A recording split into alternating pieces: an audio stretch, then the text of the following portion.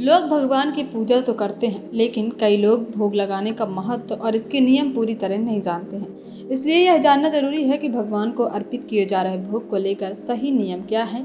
इन नियमों का पालन करके ही भगवान प्रसन्न होंगे। सनातन धर्म में किसी भी देवी देवता की पूजा बिना भोग के अधूरी मानी जाती है।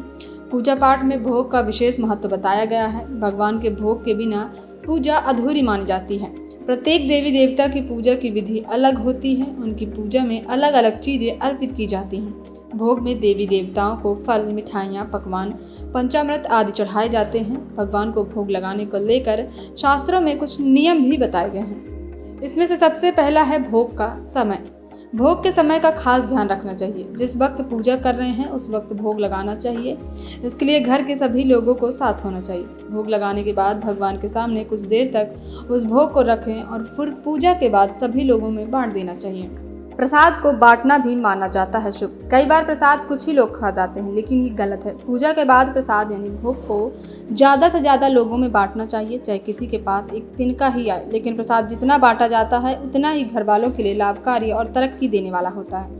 वहीं प्रसाद को व्यर्थ नहीं करना चाहिए। कई बार भोग लगाने के बाद प्रसाद यूं ही मंदिर में रखा रह जाता है। ऐसा नहीं करना चाहिए। भोग लगाने के कुछ देर बाद प्रसाद बांटकर खा लेना चाहिए। इससे प्रसाद का फल मिलता है। इसके बाद है भगवान को भोग लगाने वाला पात्र। भगवान को भोग लगाने का पात्र सोना, चांदी, तांबा, पीतल, मिट्टी या फिर लकड़ी का होना चाहिए। स्टील या प्लास्टिक के बर्तन में भगवान के समक्ष नैवेद्य रखने में परहेज करना चाहिए, क्योंकि ये शुद्ध पात्र नहीं माने जाते हैं। इतना ही नहीं, टूटे बर्तन में भी भोग नहीं लगाना चाहिए। उसके बाद झूठा भोग न लगाएं। कई बार भोग लगाने वाले प्रसाद में से ही लोग खाना शुरू कर देते हैं। भगवान को झूठा भोग नहीं लगाना चाहिए। अगर घर में ज़्यादा लोग हैं और भोजन को लेकर चिंता है तो पहले ही एक बर्तन में भगवान के लिए भोग निकाल कर अलग रख दें और फिर बाकी का खाना लोग खा सकते हैं। इसलिए झूठे भोग को शास्त्रों में बहुत अशुभ बताया गया है। इसके बाद है सात्विक भोग। भोग में तामसिक पदार्थ शामिल नहीं करने चाहिए। भले ही आप लहसुन, प्याज आदि खाते हो, लेकिन अगर भगवान को भोग अर्पण कर रहे हैं तो इस भोग में प्याज, लहसुन आदि नहीं होना चाहिए। भगवान को साफ सुथरा, ताज़ा और सात्विक भोजन ही अर्पित करना चाहिए। वहीं एक और खास बात बता दें कि भगवान को पका हुआ भोजन अर्पित करते हैं तो पूजा के बाद प्रसाद से कुछ हिस्सा निकाल कर गाय को खिलाना चाहिए। इसके बाद ही स्वयं प्रसाद ग्रहण करना चाहिए।